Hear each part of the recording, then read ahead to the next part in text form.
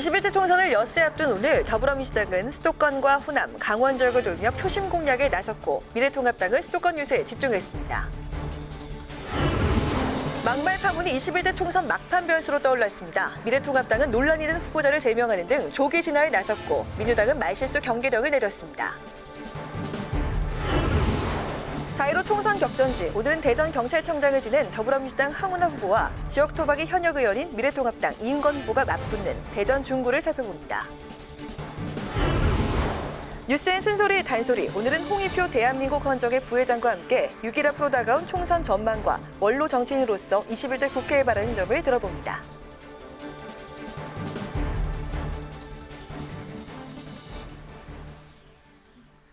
안녕하십니까. 4월 9일 의정종합뉴스 뉴스엔 시작하겠습니다. 네, 21대 총선이 이제 6일 남았습니다. 특히 내일부터 이틀간 실시되는 사전투표를 앞두고 여야가 총력 유세에 나서고 있는데요. 더불어민주당은 수도권과 호남을 비롯한 전국 곳곳에 유세단을 보내서 전방 유세를 펼쳤습니다. 김희현 기자의 보도입니다. 더불어민주당은 사전투표를 하루 앞두고 수도권을 포함한 4개 권역에서 지원 유세를 펼쳤습니다. 수원과 용인 등 경기 남부 지역을 찾은 이인영 공동선대위원장은 사전투표에 적극적인 참여를 당부하며 코로나 국난 극복을 위해 압도적 지지를 보내달라고 말했습니다. 그동안 국난 극복을 위해서 경제 활력을 되찾기 위해서 혼신의 힘을 다한 우리 문재인 대통령과 문재인 정부에게 계속해서 힘을 주셔야 합니다. 또 용인을 지역구로 둔 민주당 의원들이 신분당선 지하철 유치에 앞장서 왔던 만큼 신분당선 연장과 조기 완공도 민주당 후보들에게 맡겨달라고 강조했습니다. 이낙연 상임선대위원장은 자신의 지역구인 서울 종로 유세에 집중했고 공식 일정이 없었던 이해찬 상임선대위원장은 서울 관악을 깜짝 방문했습니다. 이 위원장은 관악갑 유기용, 관악을 정태호 후보를 차례로 만나 의석수 과반을 넘겨 국정 안정을 이룰 수 있는 승기를 잡은 것 같지만 마지막까지 긴장의 끈을 놔선 안 된다고 강조했습니다. 그러면서 관악 테크노밸리 조성을 위해 당에서 적극 지원하겠다며 후보들에게 힘을 실었습니다. 민주당 선거지원단 중 하나인 라떼는 유세단은 서울 용산과 중구 성동을 거쳐 강원도를 지원했고 들러리 유세단은 더불어시민당 후보들과 함께 전북과 충남에서 유세를 벌였습니다. 공동공약 릴레이를 이어가고 있는 민주당과 시민당은 임대료 감면과 어린이 교통안전, 엠번방 사건과 같은 디지털 성범죄 근절 공약을 발표했습니다. 국회 방송 김희연입니다. 미래통합당은 오늘 수도권 지역에서 집중 유세를 펼쳤습니다. 김종인 총괄선대위원장은 대학생에게 1인당 특별 재난장학금 100만 원 지급을 새롭게 제안했고 긴급 재난지원금 규모를 100조 원으로 늘릴 것을 거듭 요구했습니다. 이소일 기자의 보도입니다. 미래통합당은 상대적으로 열세인 은평, 도봉, 중랑 등 서울 강북권 지역과 경기 지역을 중심으로 지원 유세를 이어갔습니다. 막말 논란을 일으킨 경기 부천병의 차명진 후보 지원은 취소됐습니다. 도봉을 찾은 김종인 총괄선대위원장은 세출 조정으로 100조 원 재난지원금을 만들자고 제안했지만 정부가 아직도 답하지 않고 있다고 목소리를 높였습니다. 그러면서 정부 여당이 코로나19로 큰 타격을 입은 소상공인 자영업자 대책 마련에 조속히 나서지 않고 표 계산만 하고 있다고 비판했습니다. 소상공인 자영업자를 너무나 어렵게 만들어놨기 때문에 어차피 이 사람들은 여당의 표를 주지 않지 않느냐. 그러니까 방치해버리는 그러한 자세를 보이지 않느냐가 제가 의심을 하는 겁니다. 김 위원장은 이에 앞서 국회 기자회견에서는 모든 대학생에게 100만 원씩 특별재난 장학금을 지급하자는 제안도 내놨습니다. 장학금 지급에 총 2조 원가량이 드는데 교육부 예산에서 활용하면 충분하다며 대통령의 신속한 긴급재정 명령권 발동을 촉구했습니다. 하지만 당내 이견도 나왔습니다. 황 대표의 재난지원금 주장을 포퓰리즘이라고 비판했던 유승민 의원이 이번 재난장학금에 대해서도 형평과 공정에 문제가 있다며 동의하기 어렵다고 말했습니다. 황교안 대표는 지역구인 종로 유세를 이어갔고 비례정당인 미래한국당은 서울 동작을 나경원 후보를 비롯한 통합당 후보 선거 지원에 나섰습니다. 원유철 대표는 원외 소수 정당을 찍으면 소중한 표가 사표가 된다며 중도 보수층이 미래한국당의 지지를 모아달라고 호소했습니다. 국회 방송 이소희입니다.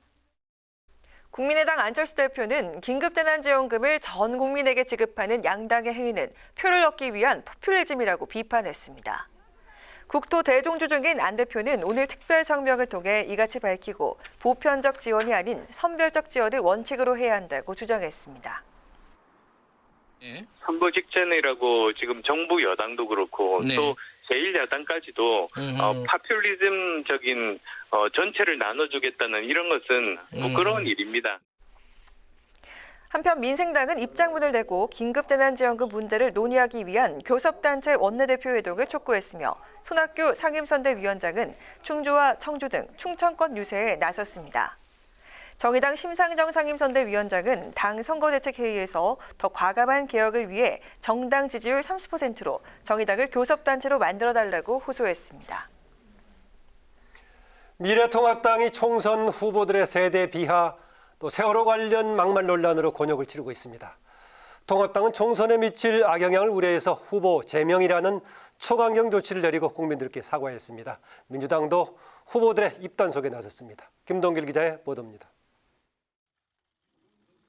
총선을 불과 며칠 앞두고 미래통합당의 막판 악재가 터졌습니다. 서울 관악갑 김대호 후보가 3040 세대와 노인 비하 논란으로 제명된 데 이어 경기 부천병 차명진 후보가 또다시 막말 논란을 일으켰기 때문입니다. 차 후보가 지역 후보자 토론회에서 한 매체의 기사를 언급하면서 논란을 일으킨 부분은 바로 이 대목입니다. 자식의 죽음에 대한 세간의 동병상련을 회쳐먹고 찜쪄먹고 그것도 모자라 뼈까지 발라먹고 이 발언과 관련해서 어떻게 본인은 어떻게 생각하고 계십니까? 세월호 자원봉사자와 세월호 유가족이 텐트 안에서 말로 표현할 수 없는 문란한 행위를 했다는 기사를 이미 알고 있었습니다. 파문이 일자 통합당은 즉각 차명진 후보에 대한 징계에 착수했습니다. 또 김종인 총괄선대위원장은 오늘 긴급 기자회견을 열어 정말 죄송하다며 거듭 사과했습니다. 통합당의 국회의원 후보자 두 사람이 말을 함부로 해서 국민 여러분 실망하고 화나게 한 건 정말 죄송스럽다는 말씀을 먼저 드립니다. 선거를 코앞에 두고 터진 악재에 유례 없이 신속하고 단호한 조치를 내린 겁니다. 민주당은 총선에 영향을 줄 수 있는 말실수를 하지 말라며 후보자들에게 경계령을 내렸습니다. 열세에 있는 사람들이 열세를 많이 하기 위해서 이렇게 도드라진 짓을 많이 하게 되는데 우리 당은 절대로 그런 일이 있어서는 안 되겠습니다. 여야는 막말 논란을 놓고 공방도 벌였습니다. 민주당은 충분히 예견됐음에도 막말 후보자를 공천한 황교안 대표의 책임론을 제기하며 잘못된 공천에 대한 대국민 사과를 촉구했습니다. 반면 통합당은 이해찬 대표가 통합당을 조폭에 비유하는 등 입에 올리기도 힘든 막말을 쏟아내고 있다며 오만과 독선에 빠져 있다고 비판했습니다. 국회 방송 김동길입니다.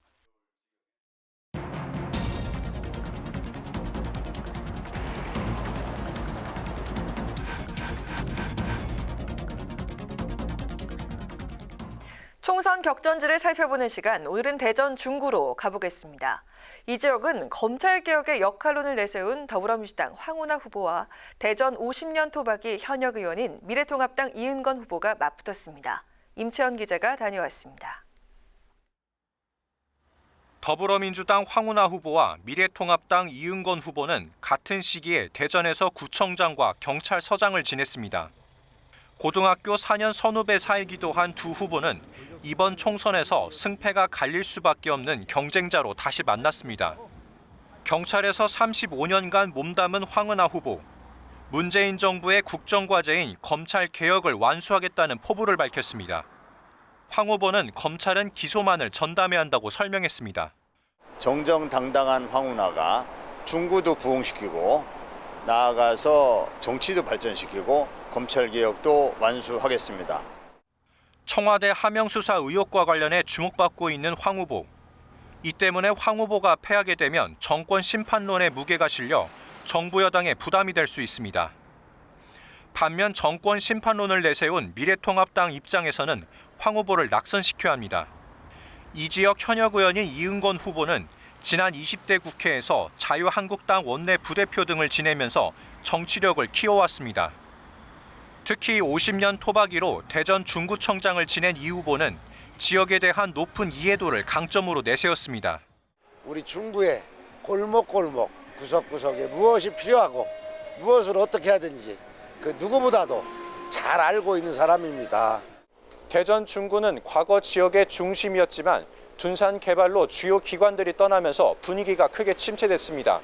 그래서 이번 선거에서도 원도심 활성화가 주요 쟁점으로 떠올랐습니다. 황운하 후보는 중구 유천동과 중촌동 일대의 유휴 공간을 문화공간으로 조성하는 세순 프로젝트를 제시했습니다. 이에 맞서 이은건 후보는 수도권의 공공기관을 유치해 중구의 옛 명성을 되찾겠다고 약속했습니다. 한때 대전의 정치 1번지로 불렸던 중구. 최근 5번의 총선에서 한 차례를 제외하고 모두 보수정당 후보가 당선됐습니다. 다만 2018년 지방선거에서는 민주당이 압승을 거뒀습니다. 황운하 후보는 의원 면직 신청을 했으나 사직서가 수리되지 않아 경찰관 신분을 유지한 상태에서 출마해 논란이 되고 있고, 이은건 후보는 보좌관이 지역 건설업체 쪼개기 후원금 문제로 기소된 상황이어서 유권자들이 어떤 판단을 내릴지 관심입니다. 국회방송 임천입니다. 다음이 알아볼 총선 격전지는 경남 양산 을입니다. 경남도지사 출신의 더불어민주당 김두관 후보와 양산시장 출신 미래통합당의 나동현 후보가 맞붙었는데요. 판세는 말 그대로 예측 불허입니다. 김세정 기자가 다녀왔습니다. PK 지역의 승부를 판가름할 곳 낙동강 벨트입니다. 이 중에서도 경남 양산을은 문재인 대통령의 사저가 있는 곳이자 총선 승리를 위한 전략적 요충지로 꼽히는 곳입니다.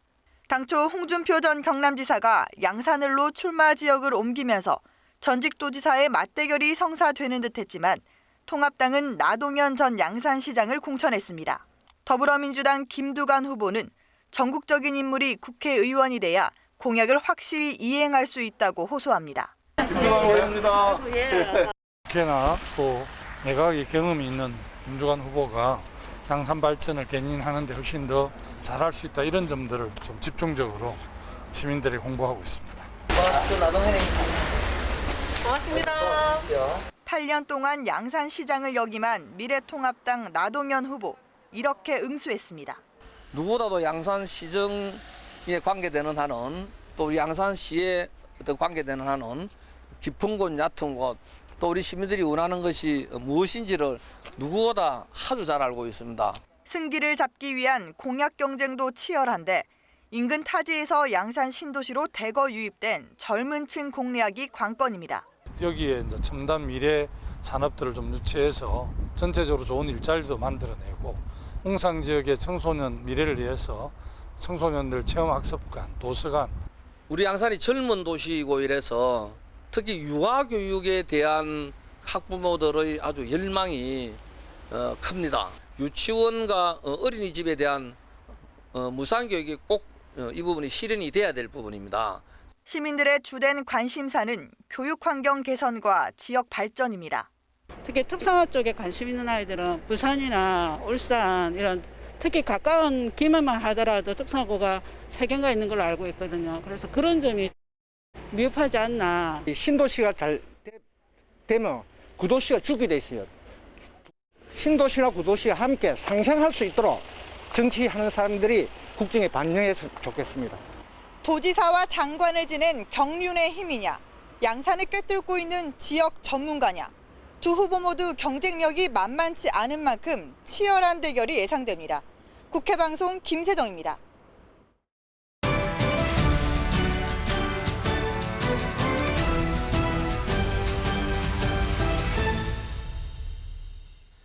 일시 분석, 오늘은 양윤선, 한도영 두 기자와 함께합니다. 어서 오세요. 어서 오세요. 네, 양윤선 기자. 민주당 지지 세력을 겨냥한 더불어시민당과 열린민주당 간의 지금 논쟁 여전하군요. 네, 계속되고 있습니다. 네. 김세중 전 대통령의 삼남이죠. 시민당의 김홍걸 후보가 열린민주당이 문재인 대통령을 지키겠다 이렇게 하는 건 위선이다라고 비판을 했습니다. 네. 그러면서 열린민주당 구성원 한 명 한 명을 지목을 하면서 공격을 했는데 요약을 하자면 민주당 공천 탈락자다. 그리고 탈당 전력이 있는 사람들이다라는 겁니다. 한 명 한 명이 여러 명 네. 지적했나 보죠? 네, 그렇습니다. 예. 열린민주당 이근식 대표에 대해선 호남에서 악의적인 반노무현 문재인 여론을 주도한 사람이라고 말했고요.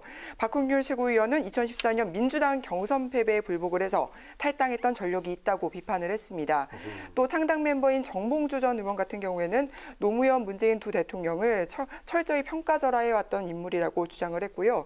주진영 후보 또 강민정 후보에 대해서도 문재인 정부를 비판했던 사람이라고 말했습니다. 청와대 출신인 김의겸 전 대변인 그리고 최강욱 전 비서관 향한 회사도 빼놓지를 않았는데요. 두 사람이 굳이 국회의원이 되고 싶어서 탈당한 게 아니라면 문 대통령에 대한 충정을 가진 사람들과 함께해야 하는데 자격이 없다고 비판을 했습니다. 총선이 다가오면서 시민당, 제로섬 관계에 놓인 이 열린민주당을 향해서 공격의 고삐를 늦추지 않는 모습입니다. 네, 그렇군요. 이 민주당의 밀어내기 그리고 시민당의 공격까지 겹치면서 열린민주당 지지율이 내려간다는데 한도영 기자, 열린민주당 측에서는 어떤 반응을 보이고 있죠? 네, 그 리얼미터가 지난 6일부터 8일까지 진행한 이 여론조사 결과를 보면 이 열린민주당의 그 비례대표 정당 지지율은 지난주보다 2.1%포인트 내린 12.3%입니다. 예. 열린민주당 손혜원 공동선대위원장은 오늘 자신의 SNS에 누군가가 획책했던 대로 그들의 뜻대로 되고 있다고 밝혔는데요. 이어서 그들이란 민주당과 더불어 시민당입니다. 네, 손 위원장은 같은 편이라고 생각하고 무대응을 원칙으로 했던 자신들이 틀린 게 아닌지 의문이라고 밝혔습니다. 네, 양윤선 기자. 지금 이제 통합당의 비례정당은 미래한국당이죠. 네. 그런데 또 다른 지금 통합당의 비례정당에 대구하고 싶어하는 사람들이 나섰다고요? 네, 한국경제당의 이은재 대표. 네. 아주 통합당에 적극적으로 구애를 하고 있습니다. 이은재 의원이 한국경제당으로 가서 이 비례대표 후보이자 대표를 맡고 있는데요. 통합당 회의에 가서 이구동성이라는 구호를 외쳤습니다. 아하. 2번은 통합당이고 9번은 한국경제당의 기호인데요. 네. 한마디로 한국경제당도 이 미래한국당처럼 통합당의 비례정당이 되고 싶다는 얘기입니다. 서자 열린민주당이 주목을 받자 한국경제당이 보수 진영의 열린민주당을 표방하고 나선 건데요. 오늘 라디오에서도 총선이 끝나면 통합당으로 돌아갈 거다. 민주당도 시민당 말고 열린민주당이 있는데 통합당도 여러 개의 위성정당이 있어야 한다고 말했습니다. 아니 그렇게 된다면 미래한국당 입장은 상당히 난처해질 것 같은데 어떻습니까, 한 기자? 네, 그렇습니다. 그 미래한국당의 원유철 대표가 이제 오늘 국회에서 기자회견을 열고 미래통합당의 현재 정당은 이제 자신들이라고 다시 한번 강조했습니다. 네. 네, 면 대표는 또 이제 이은재 대표가 몸담고 있는 이 한국경제당에 투표를 하면 사표가 된다고 강조를 했는데요. 원외 소수정당 찍으면 사표가 된다 그런 얘기죠. 네, 맞습니다. 그 논리가 뭔지 잠시 설명을 해드리겠습니다. 네. 이번에 바뀐 새로운 선거법에서는 이 정당 득표율이 최소 3%를 넘어야지 이 비례 의석을 배분받을 수 있습니다. 네. 근데 이 3% 지지율을 받기가 쉽지가 않습니다. 이 숫자로 따지면은 유권자 70만 표 이상입니다. 3%는 뭐 기존의 선거법에서 3% 기존이긴 했습니다. 예. 네, 그렇습니다. 근데 앞서 말씀드린 대로 그 리얼미터 여론조사에서는 앞서 말씀드린 그 리얼미터의 여론조사에서는 그 한국경제당이 1.7% 지지율만 획득했을 뿐입니다. 그러니까 지난주에 이어서 1%대에서 벗어나지 못하고 있는 상태고요. 그래서 통합당 입장은 어차피 한국경제당은 정당 득표율에서 3%를 못 넘길 정당이다. 그러니까 이쪽으로 표가 가면 모두 사표가 된다. 보수 진영의 표는 오직 미래한국당 한 곳에만 담아야 한다는 입장입니다. 네, 양윤선 기자, 뭐 그렇잖아도 지금 이제 보수를 표방하는 다른 정당들 있지 않습니까? 친박신당이 우리 공화당이 이런 정당이 있다 보니까 원유철 대표가 사표된다 이렇게 경고까지 했는데 또 한국경제당까지 나서면은 상당히 조금 좀 복잡하겠습니다. 이게 그런데 김종인 선대위원장 행보하고 좀 관련이 있다고요? 네, 그렇습니다. 김종인 선대위원장이 좀 자초한 게 아니냐 이런 비판이 나오고 있는 건데요. 지난 3일에 한국경제당이 정책을 발표하는 자리가 있었습니다. 그 자리에 김 위원장이 참석을 한 겁니다. 누구도 좀 예상하기 어려웠던 그런 등장이었는데요. 여기에 참석한 이유가 뭐냐라는 그 기자들의 질문에 김 위원장이 경제에 대해서 생각이 같다고 해서 도와주러 왔다라고 답을 했습니다.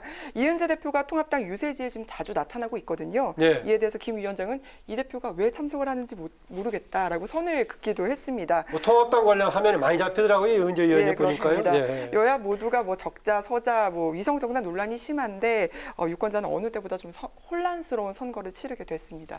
네, 오늘로써 여론조사도 금지가 되지만 오늘로 각 지역 선거 토론회까지 마무리가 사실상 됐다고요? 네, 그렇습니다. 이 선거방송 토론위원회가 주관하는 이 후보자 TV 토론회는 통상 사전 투표일 전날까지, 그러니까 이번 총선에서는 이제 오늘 밤 12시까지 진행이 됩니다.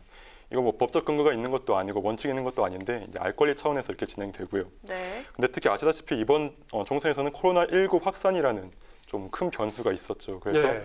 유권자들과 이 후보자들의 접촉이 제한됐었고, 그래서 깜깜이의 선거라는 또 비판과 우려가 나오고 있는 상황입니다. 그래서 그 어느 때보다 이번 총선에서는 이 TV 토론의 영향이 커질 거라는 분석이 나오고 있는데요. 네, 실제 후보자 TV 토론은 유권자들에게 후보자들의 정책과 자질, 비전 등을 한 자리에서 비교해 볼 수 있는 최적의 기회입니다. 특히 접전 지역은 이 후보자들의 치열한 설전이 펼쳐지기도 했는데요. 서울 동작을에서는 양당 후보가 이 법관 블랙리스트 명단을 놓고 공방을 벌였습니다. 통합당 나경원 후보가 민주당 이수진 후보에게 이른바 사법농단 사건의 피해자가 아니면서 피해자인 척한다고 주장을 했고, 이 후보는 사실과 다르다고 반박을 했습니다. 또 치열한 접전 지역인 광진을에서는 이 양당 후보가 서로의 약점을 부각하기도 했는데요.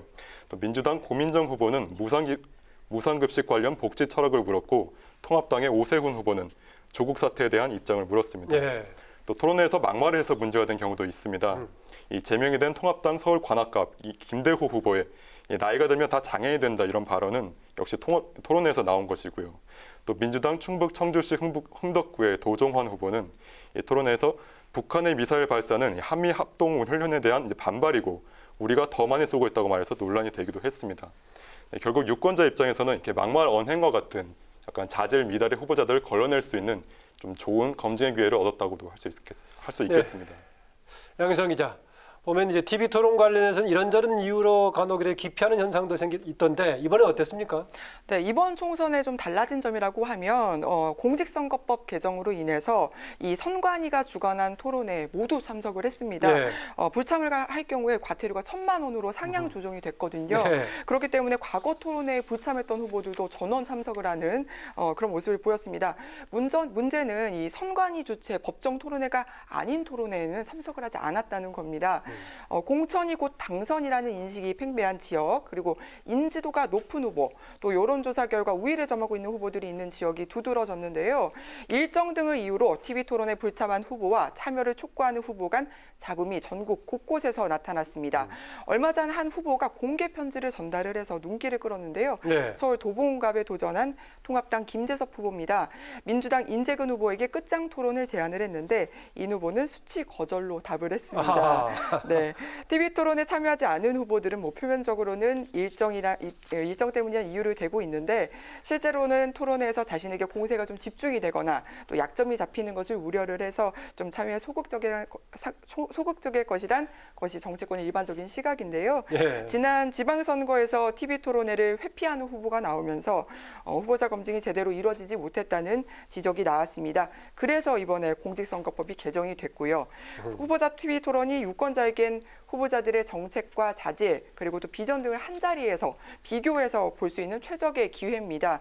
후보자 자질 검증과 유권자의 알 권리 또 정보 제공 차원에서라도 후보자들이 토론회에 좀 적극적으로 참여할 수 있도록 좀 강제 조항을 둬야 하는 게 아니냐 하는 목소리가 나오고 있습니다. 네, 코로나19 지금 상황에서 선거에 대한 정보가 상당히 쉽게 전달이 안 되고 있는데요. TV 토론 관련 얘기까지 나눴습니다. 오늘 이슈 분석 여기서 마치겠습니다. 양윤선, 한도영 기자 수고하셨습니다. 수고하셨습니다.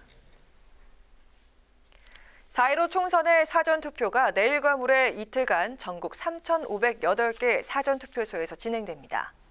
유권자는 오전 6시부터 오후 6시까지 전국 사전투표소 어느 곳에서나 별도의 신고 없이 신분증을 지참하면 사전투표를 할 수 있습니다. 투표소 위치는 선관위 홈페이지에서 확인할 수 있습니다. 선관위는 유권자들이 안심하고 투표할 수 있도록 모든 투표소에 방역 작업을 철저히 하겠다고 밝혔습니다.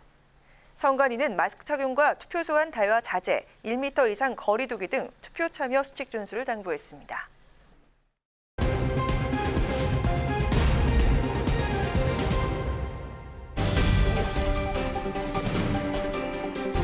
정치 키워드 탑3 시간입니다. 4월 9일 정치면을 장식한 뉴스는 무엇이었는지 첫 번째 키워드부터 만나보시죠. 어제 오늘 정치권과 국민들의 집중 관심을 받고 있는 뉴스죠. 총선을 일주일 남겨두고 미래통합당 후보들에게서 불거진 막말 논란. 결국 어제 황교안 대표에 이어 오늘 김종인 총괄선대위원장까지 대국민 사과에 나서며 고개를 숙였는데요. 논란의 당사자인 두 후보 모두 당의 징계 결정에 반발하며 재심 의사를 밝혔지만 당 지도부는 번복 가능성을 일축하고 나서서 눈길을 끌었습니다. 어제 그리고 오늘 많은 국민들께 큰 실망을 안겨드린 잘못된 발언에 대해서 당 대표로서 무거운 책임감을 느낍니다. 마음의 고통을 느끼셨을 모든 분들께 깊이 사과드립니다. 다시는 이런 일이 생기지 않도록 하겠습니다. 당내 후보들의 잇따른 설화에 미래통합당 지도부가 일제히 일례의 사과에 나섰습니다. 특히 초유의 총선 후보 제명이란 카드까지 꺼내들었는데요.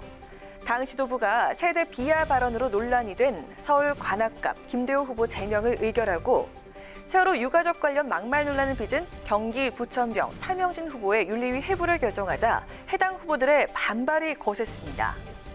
판단은 국민의 몫이라며 재심 신청을 하고 선거 운동을 계속할 의사를 밝힌 건데요. 하지만 당 지도부의 결정을 되돌리기가 쉽진 않을 것으로 보입니다. 통합당 신세동 위원장은 오늘 한 라디오 방송에 출연해 상식선에서 말씀을 드리면 일단 당에서 제명 처리를 하면 그것으로 끝나는 것이라며 재심에서 제명 결정이 번복될 가능성은 낙타가 바늘구멍을 통과할 가능성이라고 일축했습니다. 미래통합당 지도부는 총선인 다음 주 수요일 전에 재심을 바로 열어서 논란이 된 두 후보의 제명을 확정할 계획인 것으로 알려졌습니다. 하지만 이미 투표용지 인쇄가 시작돼서 해당 후보들의 이름이 용지에 적혀 있을 가능성이 높기 때문에 많은 무효표가 나올 우려도 제기되고 있는데요. 유권자의 혼란이 없도록 당과 선관위에 좀 더 신속한 입장 정리와 안내가 있어야겠습니다. 이어서 오늘의 두 번째 키워드입니다. 총선이 카운트다운에 들어가면서 각 후보마다 표심을 잡기 위한 다양한 선거운동 전략들이 펼쳐지고 있는데요. 이번 총선에서 광주 서구 을에 출마하며 7선에 도전하는 민생당 천정배 후보가 오늘부터 3,000배 유세를 시작하며 지지 호소에 나섰다는 소식입니다. 광주 지역의 견고한 더불어민주당 지지율에 막혀 최근 고전 중인 민생당 천정배 후보가 민심의 물꼬를 돌리기 위해서 큰 절을 시작했습니다. 오늘부터 21대 총선 공식선거운동 마지막 날인 14일까지 매일 아침과 저녁, 출퇴근 시간에 광주 서구을 구석구석을 돌며 3,000배 유세를 시작한 건데요. 6일 동안 하루에 500배씩 유권자들을 향해서 절을 하며 지지를 호소한다는 계획입니다. 천 후보는 오늘 오전 3,000배 유세에 앞서 이번 총선에서 더불어민주당의 싹쓸이만은 막아달라며 어차피 한 식구인데 당이 뭐가 그리 중요하냐, 인물을 보고 투표해달라고 호소를 했습니다. 그런데 시민들에게 큰절하는 천 후보의 유세 모습, 이번이 처음이 아닌데요. 지난 2015년 광주 서구을 국회의원 보궐선거 당시에도 무소속으로 나서서 1,000배 유세를 통해 유권자들에게 어필했던 이력이 있습니다. 1,000배에서 3배 늘어난 3,000배 유세를 시작한 천정배 후보. 자신을 선택해주면 총선 직후에 호남 대통령을 만드는데 정치 생명을 걸겠다며 7선 도전에 나선 다선 정치인의 간절한 호소가 이번에도 광주 시민들의 마음을 움직일 수 있을지 궁금하네요. 마지막으로 세 번째 오늘의 정치 키워드입니다. 총선을 앞두고 각 정당과 후보들이 세심하게 신경 쓰는 것 중에 하나, 바로 지역의 인구 변화입니다. 우리 지역에 어떤 세대가 많은지 이 세대별 표심에 따라 승패가 달라질 수도 있기 때문인데요. 앞으로 6일 뒤 치러지게 될 21대 총선은 4년 전인 20대 총선에 비해서 연령별 유권자 구성에 적지 않은 변화가 생겼다고 합니다. 어떻게 달라졌을까요? 중앙선관위와 행정안전부에 따르면 이번 총선의 60세 이상 유권자 수는 1,201만 명으로 4년 전 20대 총선에 비해서 218만 명이 늘었습니다. 반면 30, 40대 유권자 수는 100만 명 정도가 줄었다고 하는데요. 정치권에서는 보수 성향이 강한 60세 이상이 늘고 여권 지지율이 높은 3040 세대가 감소한 만큼 야권에 유리한 변화로 보는 분석이 많습니다. 다만 86세대 진입으로 여권 지지 성향이 늘어난 50대와 중도층의 많은 20대 인구가 증가한 점은 변수가 될 것으로 보이는데요. 지역별로 보면 서울의 고령화가 주목됩니다. 청장년 인구가 경기권으로 꾸준히 유출이 되면서 고령화 추세가 짙어졌는데요. 여야가 접전 중인 광진 을이나 동작 을을 비롯해 노원과 구로, 송파 등이 서울에서도 고령화 현상이 강해진 지역입니다. 노원은 60세 미만 인구가 2만 명 이상 줄었고요. 60세 이상은 14,000명가량 늘어났는데요. 송파는 60세 이상이 2만 2천여 명 늘어난 것으로 파악됐습니다. 그럼 정치 1번지 서울 종로는 어떨까요? 이낙연, 황교안 후보가 출마한 서울 종로는 인구 변화폭이 크지 않은 것으로 나타나서 총선 승패에는 큰 영향을 주지 못할 것으로 전망되고 있습니다. 유권자들의 연령대 변화는 지역과 유권자의 표심 변화로 이어져서 이번 총선 판세에서도 적지 않은 영향을 줄 것으로 전망되는데요. 60대 이상 고령 유권자들의 증가가 투표율에서도 힘을 발휘할지 또 전체 총선 결과에서는 어떤 영향력을 행사할지 지켜봐야겠습니다. 이상 오늘의 정치 키워드 탑3였습니다.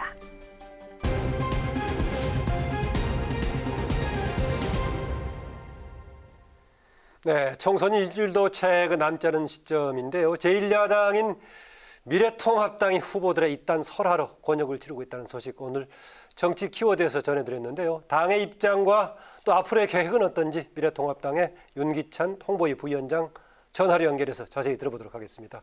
안녕하세요. 안녕하세요. 네, 안녕하세요. 제가 안녕하다고 좀 질문 드리니까 그러긴 합니다만 당이 좀 어려우시죠, 요즘요?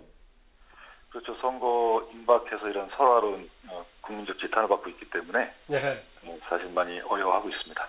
예, 김대호, 차명진 두 후보 논란이 된 그 발언에 이어서 당에서 이제 대표 사과 또 오늘 오전에는 김종인 위원장도 기자회견을 공식 사과했습니다. 이런 또 징계 절차도 좀 빠르게 진행이 되고 있는데 아주 좀 중대 사안으로 본 것 같습니다. 그렇죠. 저희가 당원 당규에 일단 당의 위한 행위를 징계 사유가 가장 앞쪽에 배치돼 있는데 예. 이 선거 때는 사실은 그 민심 위반할 수 있는 이런 설화가 어떻게 보면 당에 가장 해를 끼치는 행위로 평가받을 수 있어요. 그래서 예. 거기에 준해서 아마 그 징계 절차를 신속히 제명 정도라면은 최고의 이제 당 윤리 관련된 최고의 징계에다가 더구나 이렇게 후보로 등록된 상태에서 제명 조치는 아주 강한 건데 그만큼 심각하게 인식했었나요?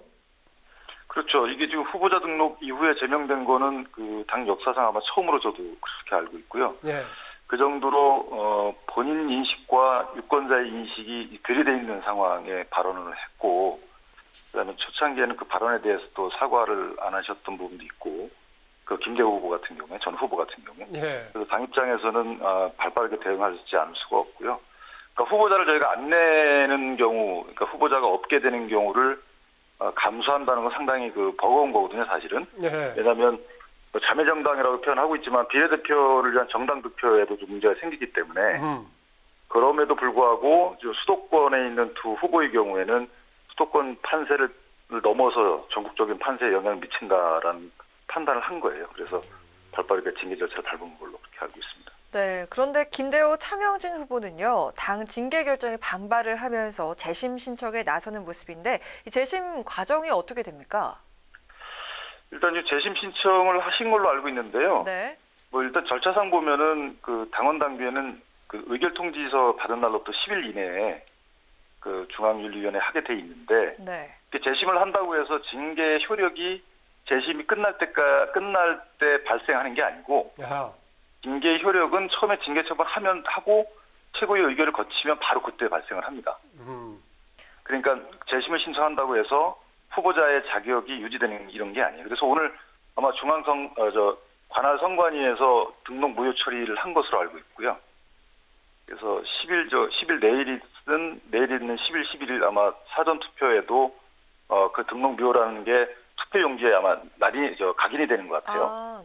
네, 사전 투표의 경우에는 이제 거기서 인쇄를 하기 때문에 거기는 등록 무효라고 이제 명기가 됩니다. 후보자 이름 옆에. 네.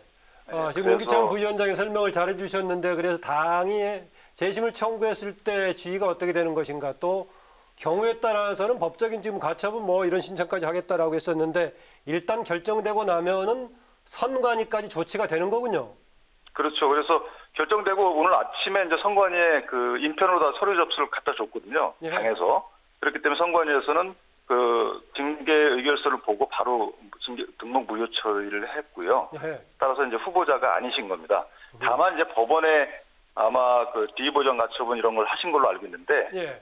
법원에서 징계 절차나 내용에 문제가 있다라고 해서 징계 처분을 이제 그 무효를 확인하거나 아니면 취소하게 되면 그렇게 되면 이제 후보자의 지위가 살아나게 되죠. 그런데 역대 결과를 볼 때 그렇게 하는 경우는 상당히 드물었어요. 예, 예. 정당의 자율적인 행위 활동을 보장하는 이게 법원의 기본적 입장이기 때문에 아마 그렇게 되는 것은 상당히 확률이 적지 않을까 이렇게 저는 예상하고 있습니다. 일단 조치가 되고 회복이 되더라도 가처분의 결정이 인용이 됐을 경우인데 뭐 그런 경우는 좀 희박하다라는 말씀 주셨고요.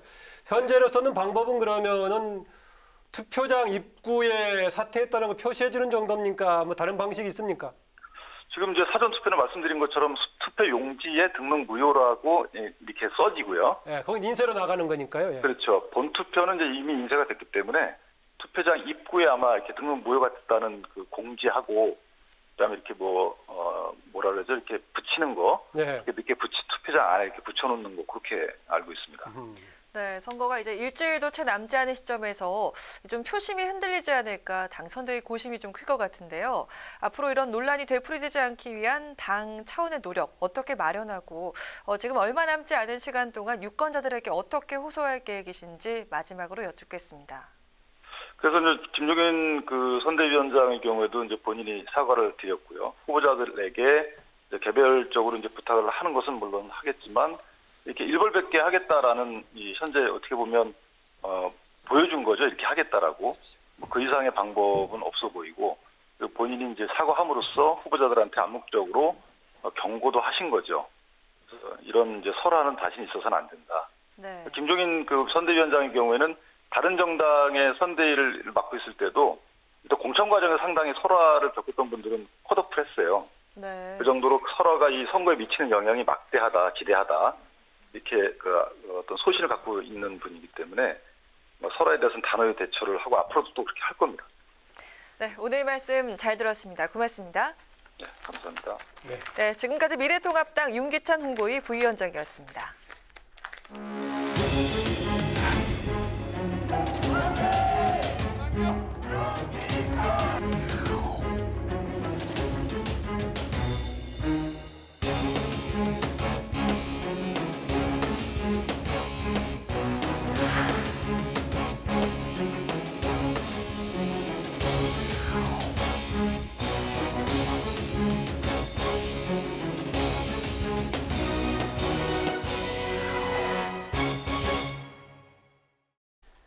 네, 이번 시간은 뉴스엔의 쓴소리 단소리 코너입니다. 오늘은 제12대 13대 국회의원을 지내시고 현재 대한민국 헌정의 부의회장으로 계신 홍익표 전 의원 스튜디오에 나와 계십니다. 어서 오십시오. 어서 오세요. 예, 지금 이제 총선 21대 총선 전국이 한참 진행이 되는데 뭐 일주일도 채 남지 않았습니다. 지금 6일 남았는데요. 요즘 정치권 흔히 사람들이 얘기하는 선거판 보시면서 어떤 느낌 드십니까? 그래서 좀 나라를 위해서도 좀 잘 됐으면 좋겠는데 예. 한두 사람들의 그 말 실수로 인해서 혼탁해지는 것 같은 느낌이 들어 걱정이 많습니다. 주변에서들은 주로 어떤 얘기들을 많이 하는 것 같습니까? 이번 총선을 놓고요. 우리 헌정회원들은 여러분이 아시다시피 국가를 위해서 노력했던 원로들이 아닙니까? 네. 그래서 각 시도의 고향에 내려가서 계시다가 매일 궁금하면 모여서 40-50명씩이라도 와서 대담을 나누면 제일 중요하게 생각하는 것이 나라 걱정입니다. 우선 나라라는 것은 튼튼해야 되겠고 경제도 좋아야 되겠고 백성들이 걱정이 없어야 되겠고 이런 것들을 논의를 하다가 불행하게도 이게 바이러스가 사태가 일어나서 모임이 요새 중단된 상태고 그래서 가끔 전화로 통화를 해보면은 모두가 나라 걱정을 많이 하고 있습니다. 지금 이제 우리 홍익표 부회장께서는 요새 코로나 감염에 대비하시느라고 주로 어떻게 생활하십니까? 정부가 예. 내려주는 그 프로그램대로 예. 국민으로서 잘 지키고 이행을 하고 있습니다. 평상시 마스크 쓰고 마스크도 스피어까지 가지고 예. 다닐 정도로 하고 지금은 제가 하지 않았습니다. 들어올 예. 때 벗어나왔습니다. 예, 방송 때는 뭐 이렇게 벗어오신데 또 어느 나라의 방송에서는 또 마스크까지 쓰고 하는 네. 방송도 있긴 하던데요. 예, 최근에 보면은 그 정치 원로분급에 해당되는 분들 중에서 다시 어느 정당에 복귀하겠다 이렇게 선언하는 분들도 종종 있더라고요. 그런 분들 보시면 어떻습니까? 고기 그는 자기가 놀던 물이 좋다고 예. 밖에서 보니까 걱정도 되고 아하.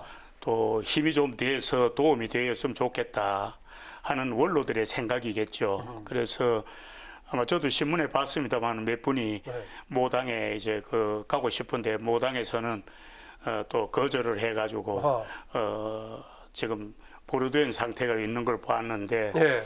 각기 다 생각들이 나라를 걱정하는 마음으로 그분들도 다 한때는 민주화 투쟁의 선봉에 섰던 사람들이고 네. 또 한 나라의 지도자를 배출하는데 장자방 역할을 했던 분들인데 얼마나 답답하면 다시 복당을 해서 후배들에게 좀 도움이 되게 노력해보고 싶지 않았겠어요. 나도 네. 이제 그랬다면은 아마 네. 그러지 않았겠나.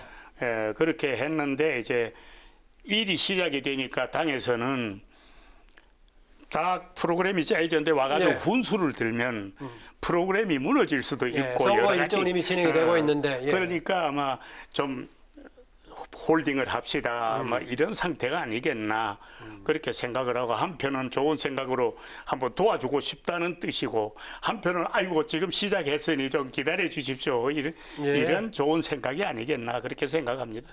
네, 오늘부터 여론조사 결과 공표가 금지가 됐죠. 지금까지 여론 흐름으로 봐서는 여당이 민주당이 좀 앞서는 걸로 나왔는데 부회장께서는 이번 총선 판세 어떻게 예상을 하십니까? 깜깜이 나머지 기간이니까요. 뭐 선거 때마다 여론조사 나오는데 네.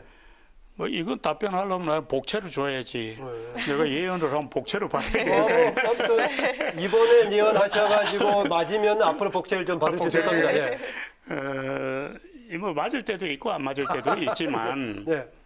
이번 선거는 물론 지금 여당이 나라를 살림을 사니까 여론이 앞서겠죠. 네. 그건 당연한 이야기고 또 야당은 또 성공하려니까 또 대치를 해야 될 것이고 네. 그런데 뭐 제가 보는 관점 경험상 여러 가지 봤을 때는 이번에 상당히 좀 서로가 어렵지 않겠나 이렇게 생각을 합니다.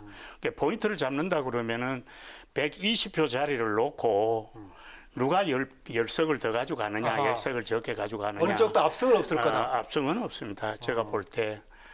그래서 지금 현재 뭐 여당이라고 한다고 해서 마음 놓을 그런 때가 아니고 또 야당이라 해서 여당이 좀 잘못한다고 해가지고 다 야당으로 쏠리는 그런 시대도 아니고 다 백성들이 이제는 아주 현명합니다. 국회의원들보다 머리 위에 있어요. 그래서 그 판단을 저는 아주 신중하게 할 것이다. 그래서 120석을 놓고 누가 10석을 더 가져가고 10석을 적게 가져가느냐 이런 싸움이 아니겠는가 이렇게 저는 내다보고 있습니다. 치열한 상황이고 어느 쪽 이기더라도 압승은 없다. 압승은 없습니다. 이렇게 정리가 되겠네요. 그렇게 봅니다. 그러나 이제 왜 그러냐면은 군소정당이 지금 한 서너 개가 지금 하는데 비례가 몇 석씩 나눠져 가게 돼 있다 이 말이에요.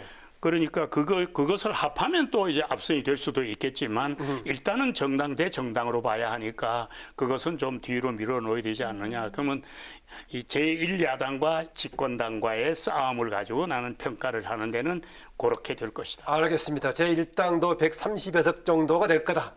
난 저는 그렇게 현재 과거 경험으로 봐서 나중에 봐서 복채를 이제 받아도 괜찮을 수 있을지 나중에 보겠습니다. 맞았으면 좋겠네요. 국회의원 시절에 강원도 동해시를 또 지역구로 두셨는데요. 사실 강원도의 경우에는 보수 정치 성향이 좀 뚜렷한 곳으로 보입니다. 네. 이번 4.15 총선에서도 어떨지 궁금한데요. 현재 강원도 좀 판세나 민심이 어떻습니까? 이 강원도라는 지형이 말이죠. 예. 바다는 깊고 산은 높습니다. 그래서 이 사람들의 그 생활 그 형성 과정이 예. 기무기고 아니면 아니고 이런 그 높고 낮음이 분명하거든요. 그리고 그럼 부회장님께서도 그러십니까, 스타일이? 저는 성격이 다른 사람보다 좀 더 독특합니다. 그런데 내가 열받으면 좀 막 나가거든요. 그런데 우리 강원도 분들은 참 감자 그대로 국가 안위를 참 걱정 많이 합니다. 그래서 자기가 힘들어도 제일 중요하게 생각하는 게 국가 안보. 강원도 아마 대한민국 국군 중에 3분의 1은 강원도에 주둔이 될 겁니다.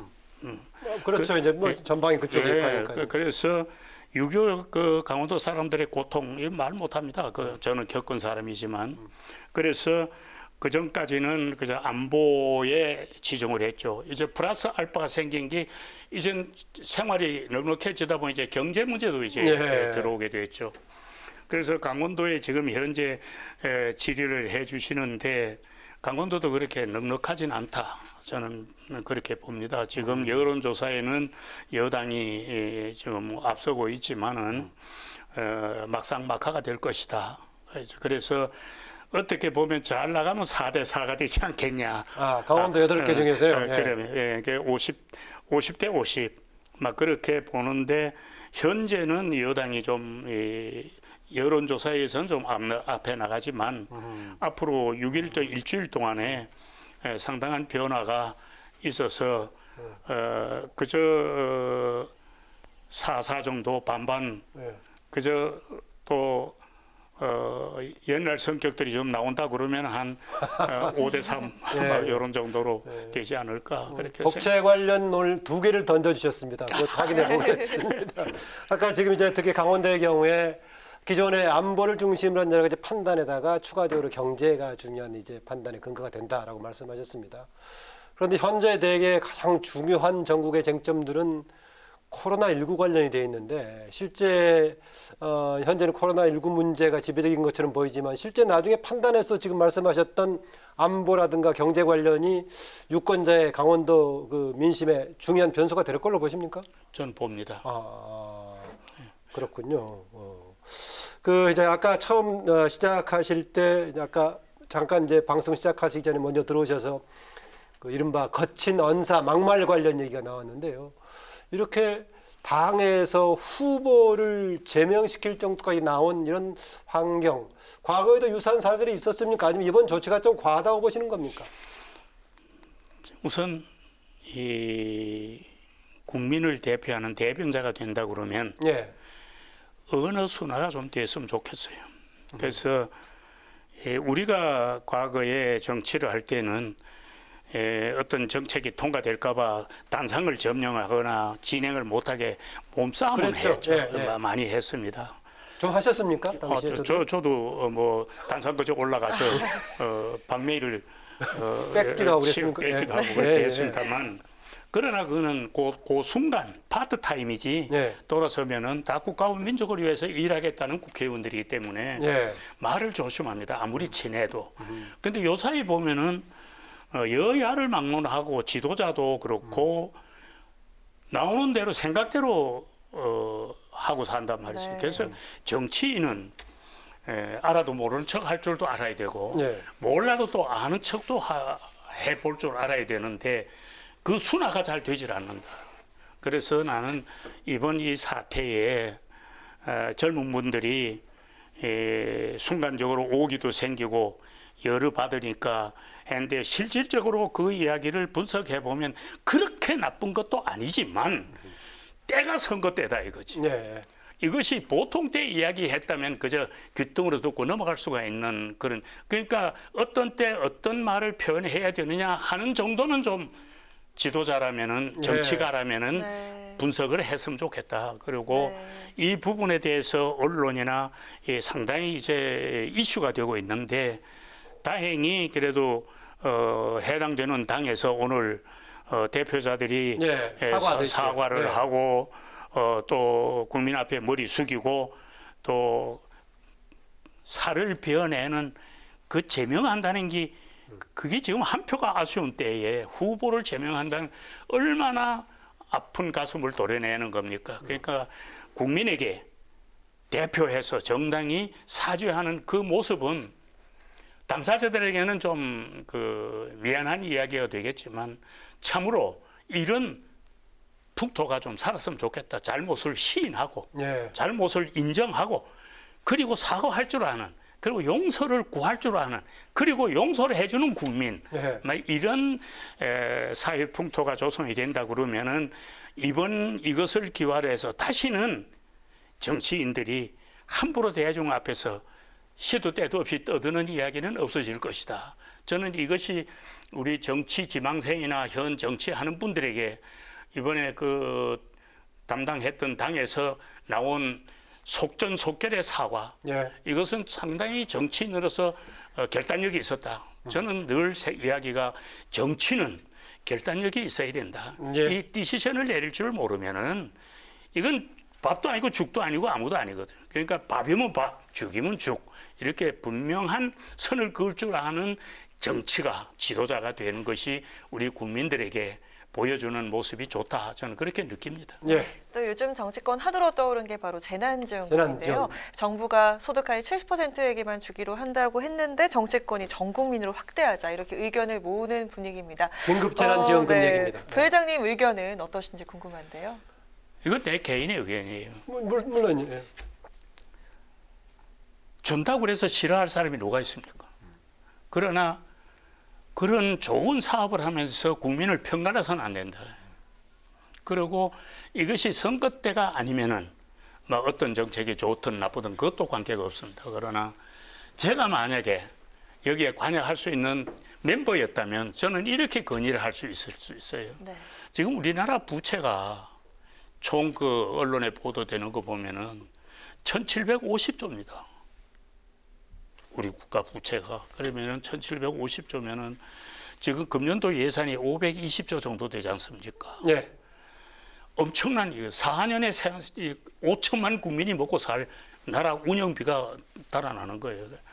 이런 때에 이 바이러스 사고가 있어서 어려움이 있는데 제일 피해를 보는 사람들이 누굽니까? 세금 내기 위해서 자영업 하는 사람들, 중소기업들, 기업하는 사람들은 흔히 돈 많이 번다. 그 사람들이 욕하면 안 됩니다.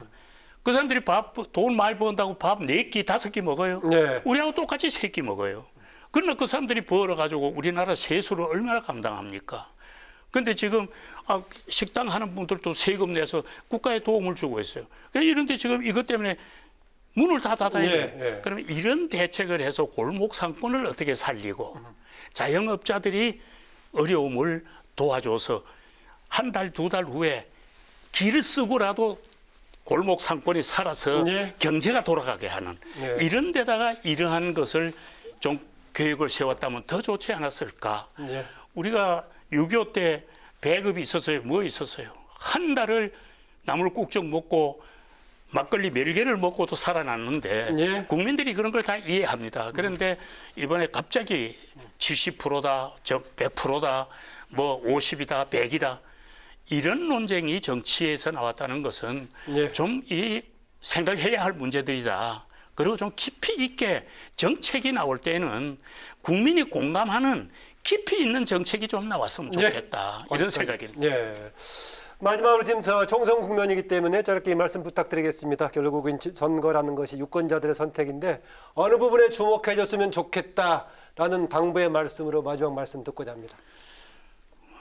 첫째, 좀 전에도 이야기했지만 정치가들은 말 조심을 좀 해야 되겠고 그리고 말을 해도 상대에게 때와 장소를 가려서 좀 할 줄 아는 어법을 배웠으면 좋겠다 하는 이야기고 기왕 선거가 시작이 됐으니까 후배 국회의원들이 나라를 위해서 봉사하기 위해서는 진솔한 태도가 필요하다. 약장사들 식으로 홍보전에 임하는 그런 정책 발표보다는 믿음이 가는 그리고 국민이 공감을 얻어낼 수 있는 어법으로 진실성 있는 태도와 언행을 한다면 진실이 많은 분에게 무게가 많이 실리지 않을까 이렇게 생각을 하고 아무리 말 잘해도 가벼운 말과 무거운 말은 백성들이 국민들이 다 분석을 합니다. 그래서 첫째 정치 지도자가 되실 분들은 앞으로 말 조심해 줬으면 좋겠다 하는 말씀을 남기겠습니다. 네, 이제 정치권의 후배들에게 언행에 있어서 신중한 말씀을 조언으로 마지막 주셨습니다. 오늘 말씀 고맙습니다. 고맙습니다. 네. 뉴스N의 쓴소리 단소리 지금까지 홍익표 대한민국 헌정의 부회장과 함께했습니다. 21대 총선 사전투표가 내일과 모레 이틀간 진행됩니다. 전국 사전투표소 어느 곳에서도 투표가 가능하니까요. 총선 당일 투표가 어려우신 분들은 내일과 모레 중에 마스크와 신분증 잊지 마시고 소중한 한 표 행사하시기 바랍니다. 오늘 뉴스N은 여기까지입니다. 국민에게 힘이 되는 국회를 위해서 내일도 뉴스N 함께하겠습니다. 시청해 주셔서 고맙습니다.